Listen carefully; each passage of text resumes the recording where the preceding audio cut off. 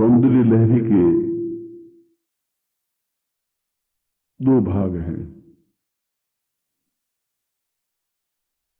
पूर्वार्ध भाग आनंद लहरी के नाम से विख्यात है, तो दूसरा भाग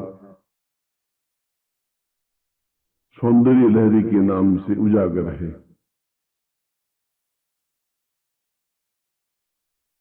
पहले भाग में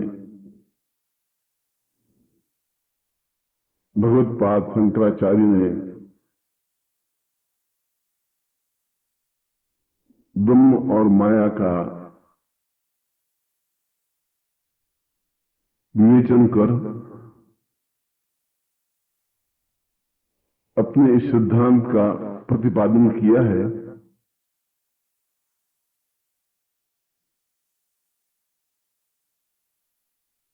अद्वैत ही जीवन का आधार है और व्यक्ति अपने शरीर को ही माया समझकर उसी में ब्रह्म को समन्वय कर इन दोनों को एकाकार कर सिद्धाश्रम में पहुंच सकता है।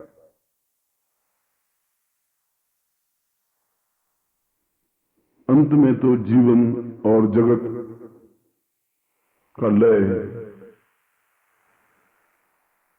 सिद्धाश्रम में ही है।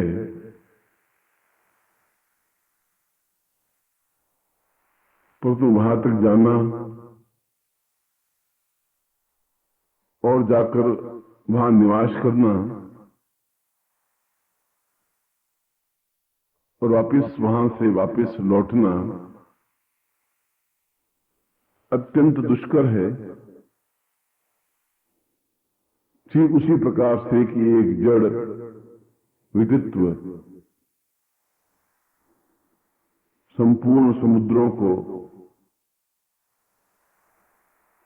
अपने हाथों से तोल सके, तैरकर पार कर सके, परंतु कुछ योगी जन ऐसा कर सके हैं, ऐसा वे कर सकते हैं जिन्हें पूर्व जन्म के पुण्यों का संचय होता है, ज्ञान और चेतना का सामंजस्य होता है।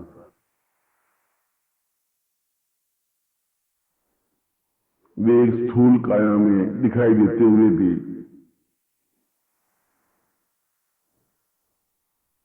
विराटता के साकार पुंज होते हैं।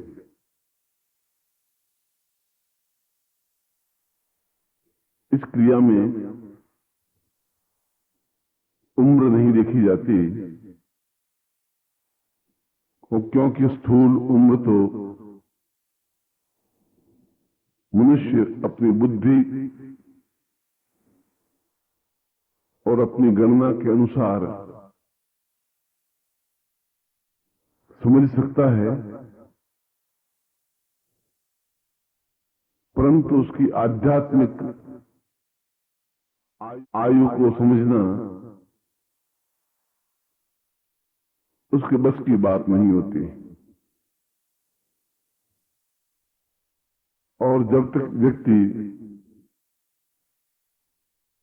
उस आध्यात्मिक आयु को नहीं समझ सकता, तब तक वह पूर्णता प्राप्त नहीं कर सकता,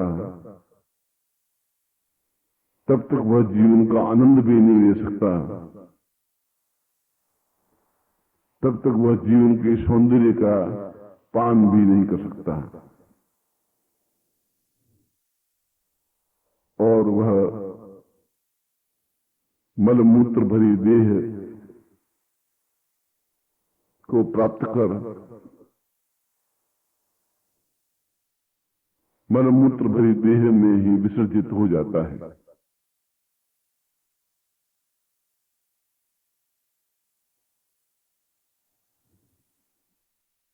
आनंद लहरी में, जिसमें 41 श्लोक हैं,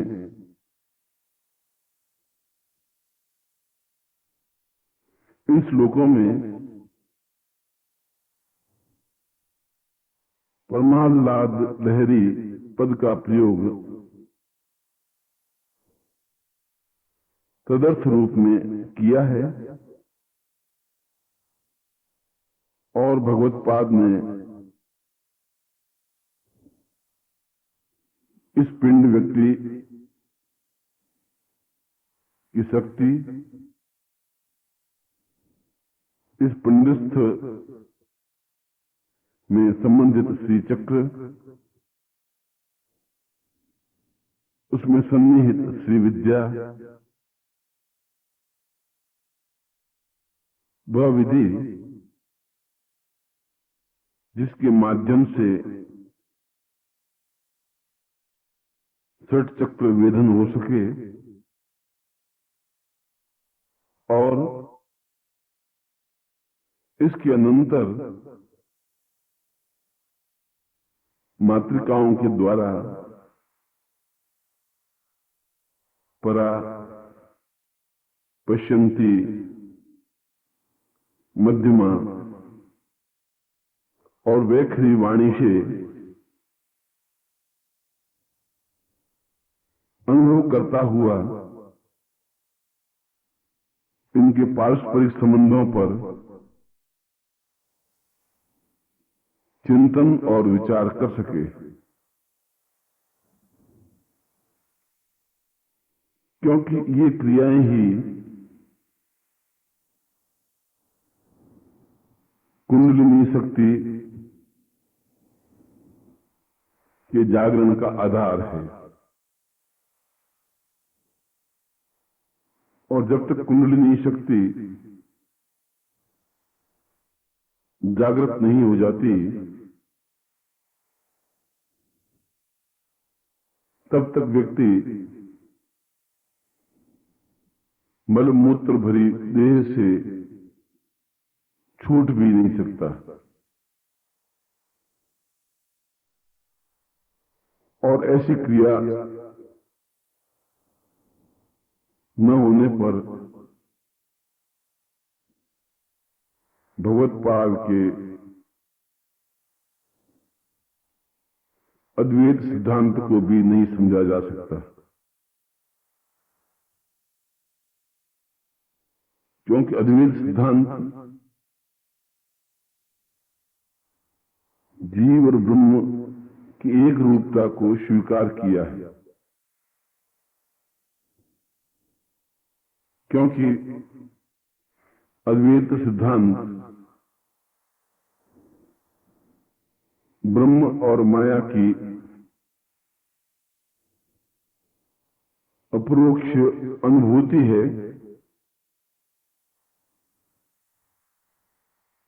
जिन्हें समझाने का प्रयास किया गया है।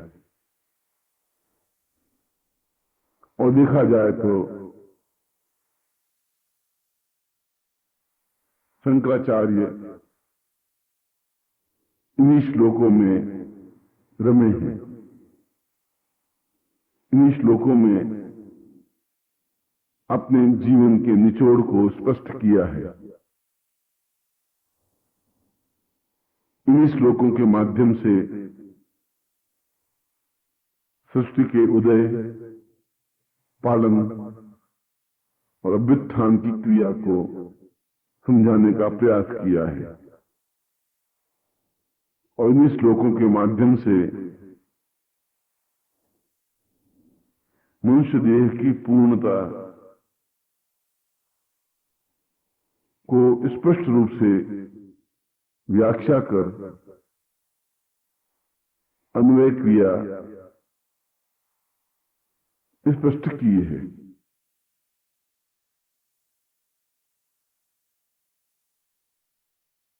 यह ठीक है कि यह चेतन सत्ता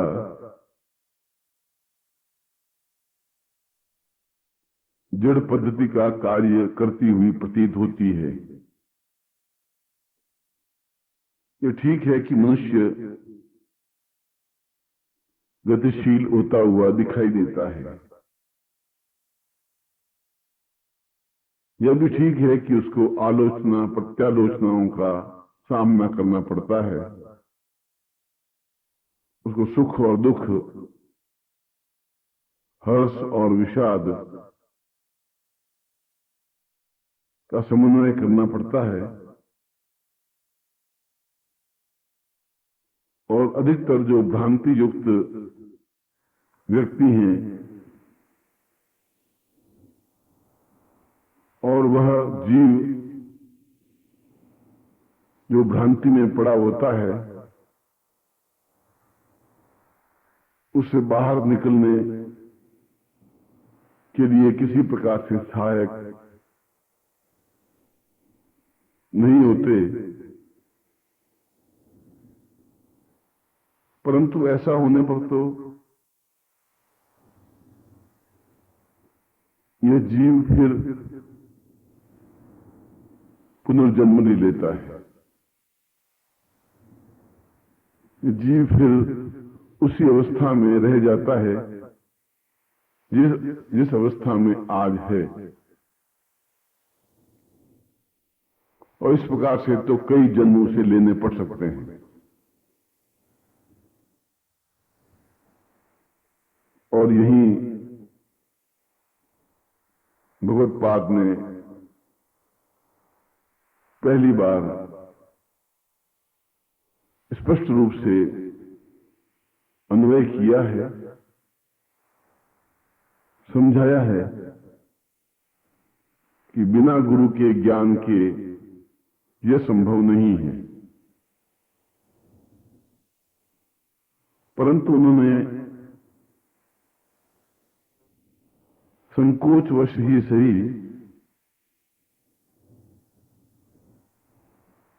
गुरु की व्याख्या का अन्वय किया है। उन्होंने कहा कि देहधारी व्यक्तित्व पूर्ण गुरु नहीं हो सकता।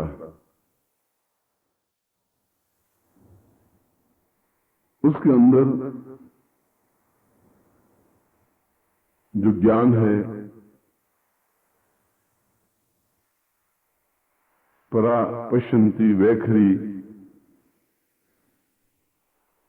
का परस्पर आलोड़न विलोड़न है। जीव और जगत का समन्वय है।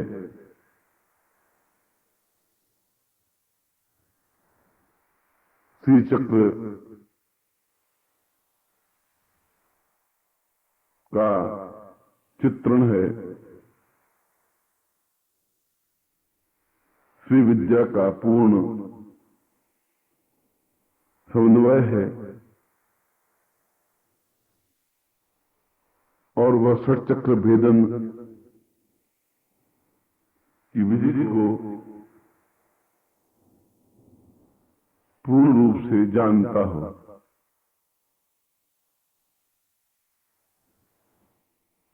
और यह भी स्पष्ट किया है कि आने वाले समय में विद्वान तो मिल सकते हैं, भाष्यकार भी मिल जाएंगे, परंतु ऐसे गुरु नहीं मिल सकेंगे जिनमें यह सारा ज्ञान सन्निहित है।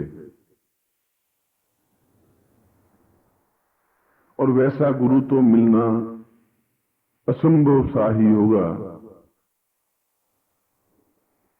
जो कायाकल्प की विधि को पूर्ण रूप से समझता होगा, जो कायाकल्प के माध्यम से शरीर को अंगुष्ठवत बनाने की क्रिया जानता होगा,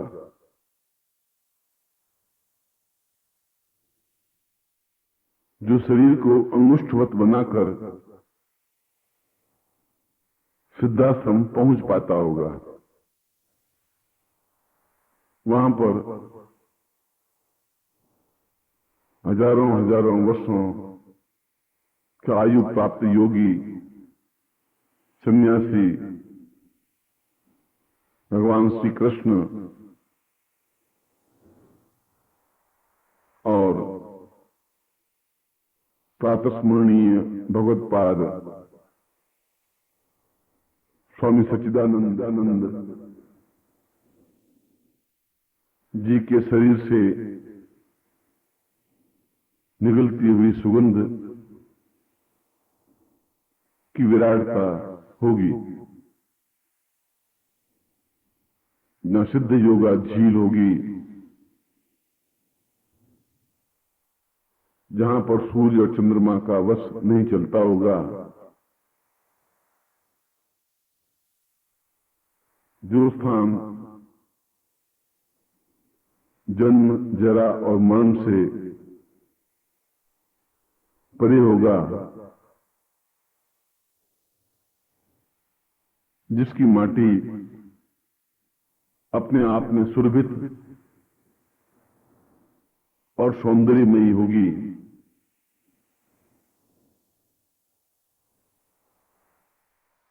और जो अदृश्य होते हुए भी दृश्यमान होगी, दृश्यमान होते हुए भी अदृश्य बनी रहेगी,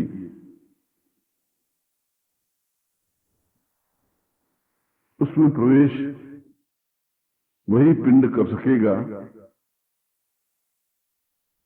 जो भौतिक शरीर से भले ही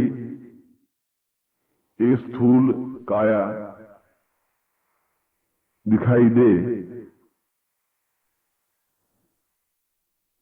परंतु उसके अंदर ये सारे तत्व सन्निहित होंगे और फिर उस गुरु में इतनी चेतना होगी, इतनी सामर्थ्य होगी कि वह अपने शिष्य को अपने साथ वहां ले जाने की क्रिया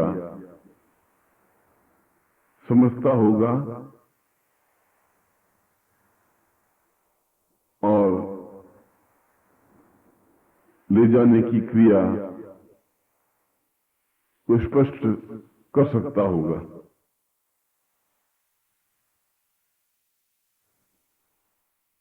आगे प्रश्न करते हैं कि क्या ऐसे गुरु को समझा जा सकेगा? क्या ऐसे गुरु की कृपा प्राप्त की जा सकेगी? क्या ऐसे गुरु की कृपा कटाक्ष को अनुभव किया जा सकेगा?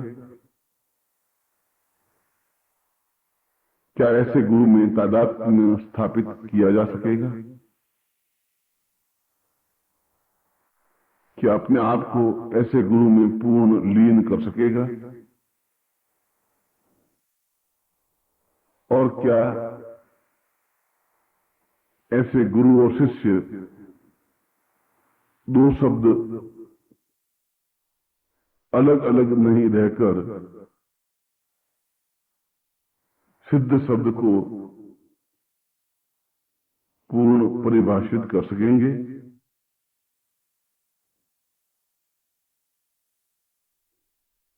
शंकर यहां संशयग्रस्त नहीं है,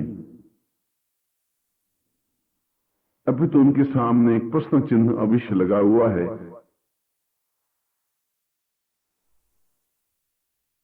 कि ऐसा गुरु वही हो सकेगा जो अंशावतार होगा, जो एक विशेष उद्देश्य के लिए पृथ्वी लोक पर अवतरित हुआ होगा, जो मनुष्यों में मनुष्य, भौतिक व्यक्तियों में भौतिक, योगियों में योगी, राजाओं में राजसी और योगियों में पूर्ण तपस्वी और योगी बनकर जीवित जागृत दृश्य और अदृश्य दिखाई दे सकेगा। उसके जीवन में वे ही क्रियाएं समन्वय स्थापित होंगी जो एक गृहस्थ जीवन में आवश्यक हैं। पत्नी, पुत्र, बंधु, बांधव, धन, यश, मान, पद, प्रतिष्ठा में लीन होते हुए भी अलग खड़ा होने की सामर्थ्य रखता होगा। जिस प्रकार से एक कमल कीचड़ में उत्पन्न होकर जल में रहता हुआ भी जल से बिल्कुल अलग होगा, उसके ऊपर जल का कोई प्रभाव नहीं पड़ेगा। ऐसा ही पुष्प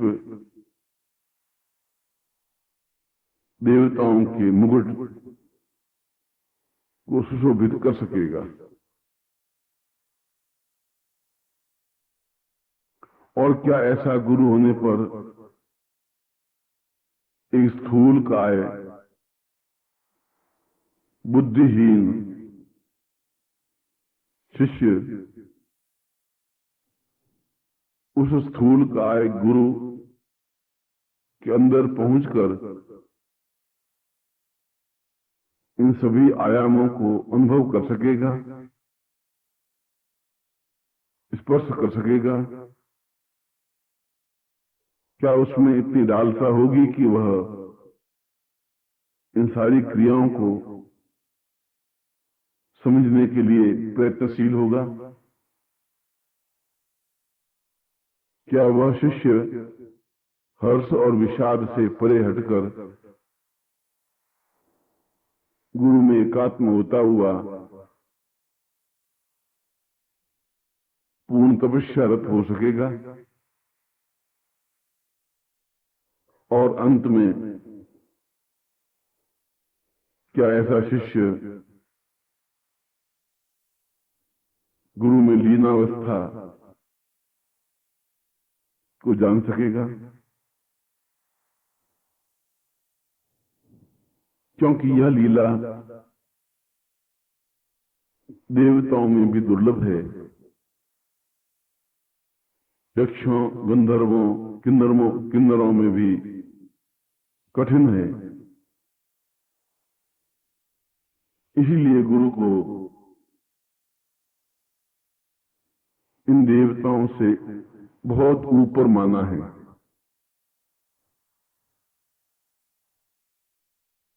क्योंकि उनकी महिमा का वर्णन और विस्तार, विवेचन और क्रिया एक सामान्य मनुष्य नहीं कर सकेगा। और यदि वह नहीं कर सकेगा तो उस गुरु को कैसे पहचान सकेगा? और यदि नहीं पहचान सकेगा तो वह इस मल, मूत्र, रक्त, मज्जा, थूक, लार से भरे हुए शरीर से अपने आप को अलग कर तटस्थ होकर एक किनारे खड़े होकर उस गुरु को कैसे पहचान सकेगा? और यदि नहीं पहचाना गया, नहीं पहचान सकेगा तो गुरु तो पूर्ण अवतार है ही, गुरु तो पूर्ण अंश अवतार है ही। वे तो एक विशेष उद्देश्य को लेकर यदा कदा पृथ्वी लोक पर आएंगे ही और अपने कार्यों को संपन्न कर पुनः किसी अन्य लोक में विचरण करने के लिए प्रस्थान करेंगे ही। परंतु ऐसा होने पर सामान्य मनुष्य के लिए हाथ मलने के अलावा क्या रह पाएगा? पछताने के अलावा उसके पास कौन सी पूंजी रह पाएगी? दुखी होने के अलावा उसके पास कौन सी उपलब्धि हो सकेगी? और वह फिर 2,500 वर्षों तक प्रतीक्षा करने के बाद भी ऐसे गुरु को समझ सके, पहचान सके, उससे तादात्म्य कर सके, उससे एकाकार हो सके, उसमें अपने आप को पूर्ण समन्वय कर सके, कठिन है। और इसीलिए भगवत्पाद शंकराचार्य के सामने एक प्रश्न चिन्ह खड़ा होता है और यहीं पर वे विचलित होते हैं, यहीं पर उनको दुखी देखा गया है,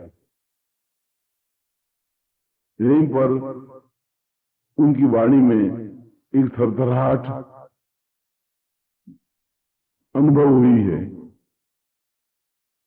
कि फिर इस शिष्य और गुरु का समन्वय कैसे हो पाएगा?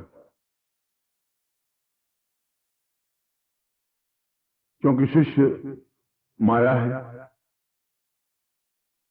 और गुरु पूर्ण ब्रह्म है। उनका समन्वय नहीं होगा तो अद्वैत की स्थापना कैसे हो पाएगी? इस अद्वैत को कौन स्थापन करेगा? इस अद्वैत को कौन समझ सकेगा? इस अद्वैत को किस प्रकार से समझा जा सकेगा?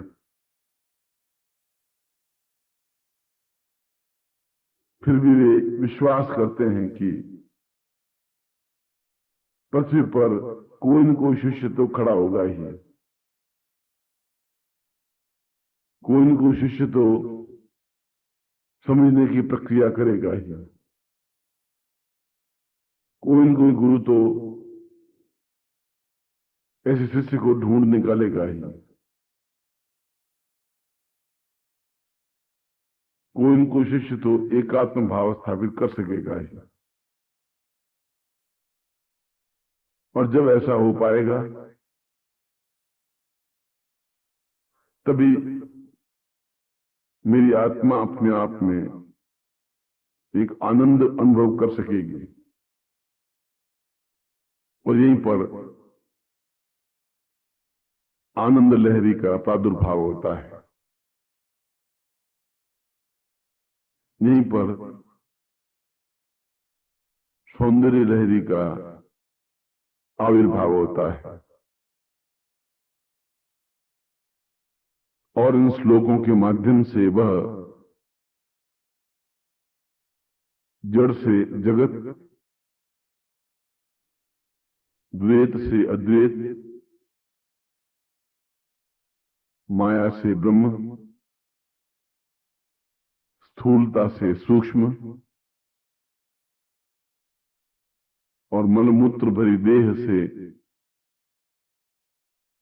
सिद्धाश्रम का संपर्क स्थापित करने का गंभीर प्रयास करते हैं। तो हुए खबर शंकराचार्य ने जगत जननी उमा के सौंदर्य का स्थूल वर्णन इस सौंदर्य लहरी में कर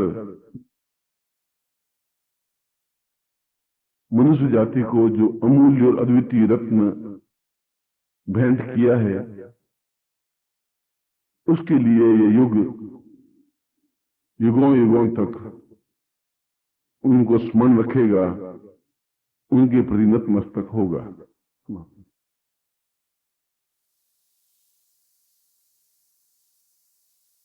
सद्गुरुदेव डॉक्टर नारायण दत्त श्रीमाली जी के दुर्लभ वीडियोस, पुस्तक, पत्रिका एवं साधना की निःशुल्क दीक्षा प्राप्त करने के लिए नीचे लिखे हुए नंबर पर वीरल पटेल जी को व्हाट्सएप पे अपना नाम और अपने शहर का नाम लिखकर भेजें। धन्यवाद।